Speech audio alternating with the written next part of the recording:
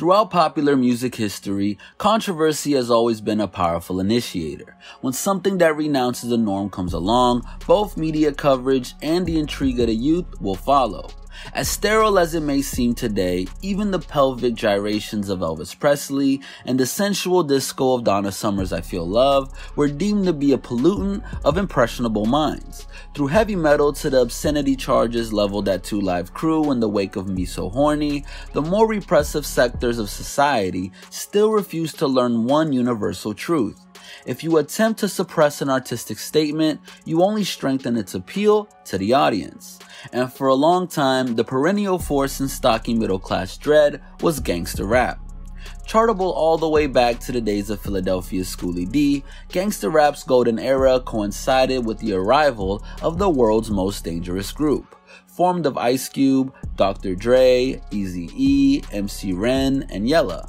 NWA operated under the proviso that they were street reporters, tasked with conveying the hellacious experience of life in Compton to the masses.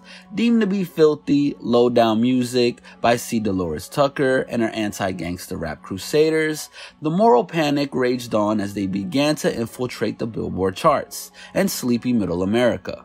Seen as a clear and present danger by academics, the calls for prohibitive measures raged on through the 90s, while labels such as Death Row, Def Jam, and Interscope were making money hand over fist.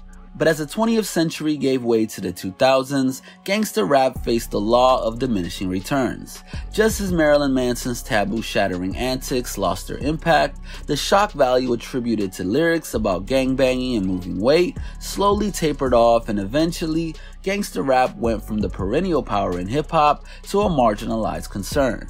With fans now more attuned to hooks and melodic flows than rhyme schemes that culminate in the hail of bullets, reports of its untimely demise may be exaggerated, but there's no denying that it lost its foothold long ago.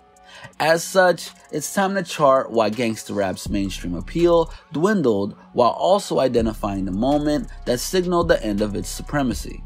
Hip-hop music been soft lately, proclaimed TDE's Punch in June of last year. Lots of crying and apologizing. Rock is gonna take it back to the street for a while. Among the main life raps for gangsta rap in recent years, the Top Dawg President's comments pertain to J-Rock's Redemption LP.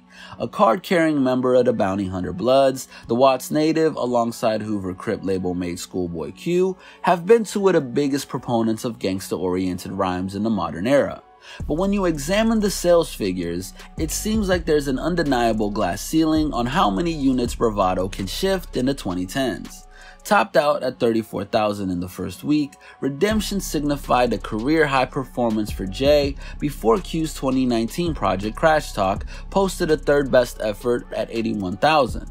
Now, if you compare and contrast this to the 630,000 that Kendrick Lamar's extensionally mindful masterpiece Damn moved when it debuted, it's academic that modern audiences clamor for something beyond the tried and tested lyrical tropes of gangsta rap.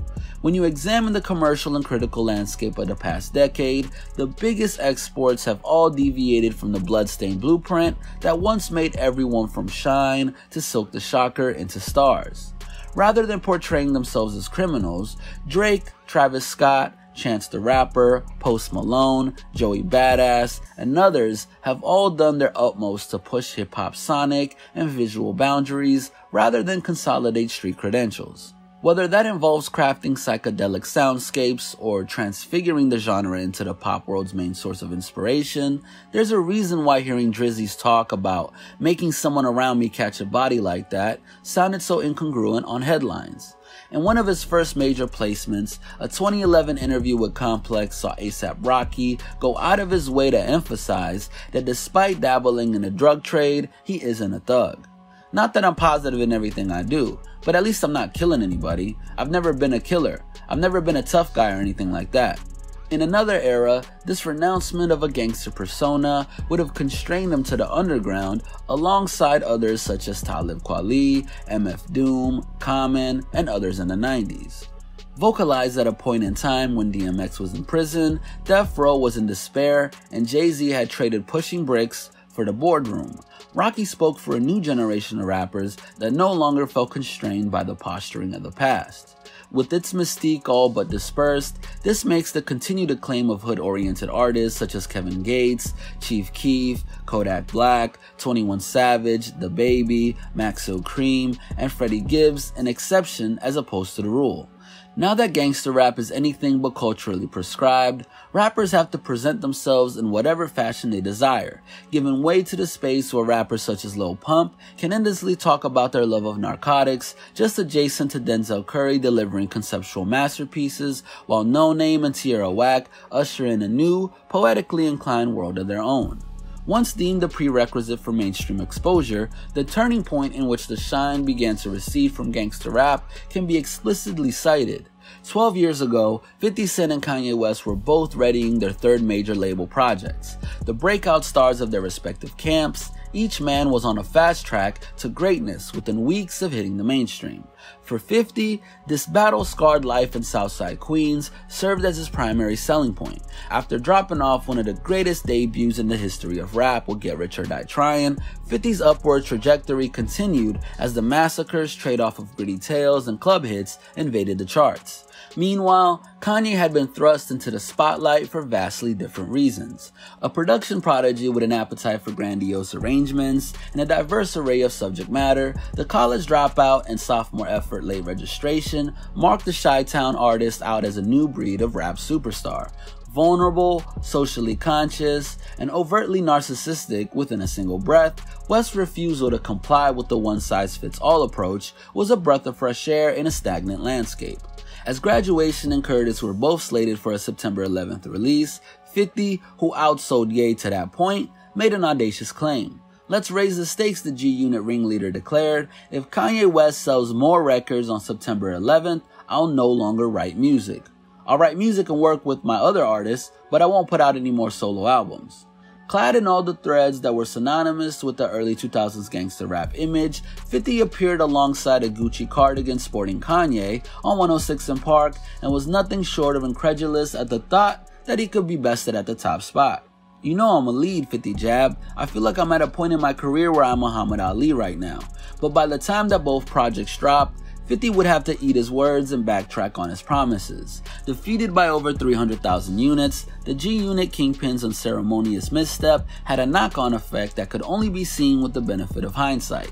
In one singular act of promotional hubris, 50 placed the hypermasculine subgenre on a back foot that it could never fully recover from.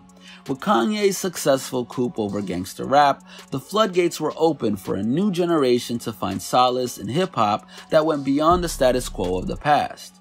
From there, a straight line of correlation emerges between Ye's 2007 triumph over adversity all the way through to the fruitfully creative and experimental era that we see today. Now that tales of inner-city warfare aren't the fast track to notoriety that they once were, the ability to stand on your musical merits and ingenuity have all but ensured that keeping it real is simply not enough today. Steeped in a time period where there's even a shred of possibility that 6ix9ine could return to the game after being placed on a world stage as a snitch, it's clear to see that while it may retain a residual presence, the days of gangster rap's unimpeachable dominance are officially a relic of the past. This has been a Hip Hop Madness original. Make sure to stay tuned and stay up to date with everything we got going on by hitting that subscribe button and notification bell. Oh, and don't forget to follow us on Instagram at Hip Hop Madness and join the movement.